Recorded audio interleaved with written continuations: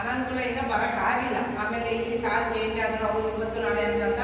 But ಇವತ್ತು ಗಾಂಧಿ ಜಯಂತಿ ಪ್ರಯುಕ್ತ ಒಂದು ಒಳ್ಳೆ ದಿನನೇ ನಾವು ನಿಮಗೆ ಬಹುಮಾನ ಕೊಡ್ತಿದ್ದೀವಿ ಅಂತೇಳಿ ಭಾರಿ ಸಂತೋಷ ಆಗಿದೆ. ಯಾಕಂದರೆ ಗಾಂಧೀಜಿಯವರನ್ನು ಇವಾಗ ಒಂದು ವಾರನೇ ಸ್ವಚ್ಛತೆ ಅಭಿಯಾನ ಅಂತ ಸರ್ಕಾರದಿಂದನೇ ಆದೇಶ ಮಾಡಿದ್ದಾರೆ. ಅಂಥ ಒಂದು ಕಾರ್ಯಕ್ರಮ ಸ್ವಚ್ಛತೆ ಅಂದ್ರೆ ಪರಿಸರ, ಪರಿಸರ ಅಂದ್ರೆ ಸ್ವಚ್ಛತೆ. ಹೌದಾ ಇಲ್ವಾ? ನಮ್ಮ ಸುತ್ತಮುತ್ತಲಿನ ಪರಿಸರವನ್ನು ಸ್ವಚ್ಛತವಾಗಿ ಇಟ್ಕೊಂಡ್ರೇನೆ ನಾವು ಪರಿಸರವನ್ನು ಕಾಪಾಡಿದ ಒಂದು ಉದ್ದೇಶಕ್ಕೆ ಸ್ವಚ್ಛತೆನೇ ಅದಕ್ಕೆ ಬಹಳ ಮುಖ್ಯ ಕಾರಣ. ಹೌದಾ? ಇವಾಗ ನೀವು ಸ್ನಾನ ಮಾಡಿದ್ರೆ ಎಷ್ಟು ನೀಟಾಗಿರ್ತೀವಿ, ಸ್ನಾನ ಮಾಡಿಲ್ಲ ಅಂದ್ರೆ ಹೌದಾ, ಅದು ನಿಮ್ಮ ದೇಹಕ್ಕೆ ಸಂಬಂಧಪಟ್ಟು.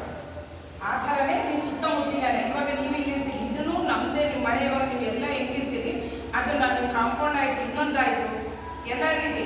ಇವಾಗ ನಾವೇಂದ್ರಾಗಿಂದ ಸ್ವಚ್ಛತೆ ಪೊಲ್ಯೂಷನ್ ಅನ್ನು ಭಾರಿ ಇರ್ತೈತೆ. ಹೌದಾ? ಧೂಳು ಧೂಮಿ ಅದೆಲ್ಲ.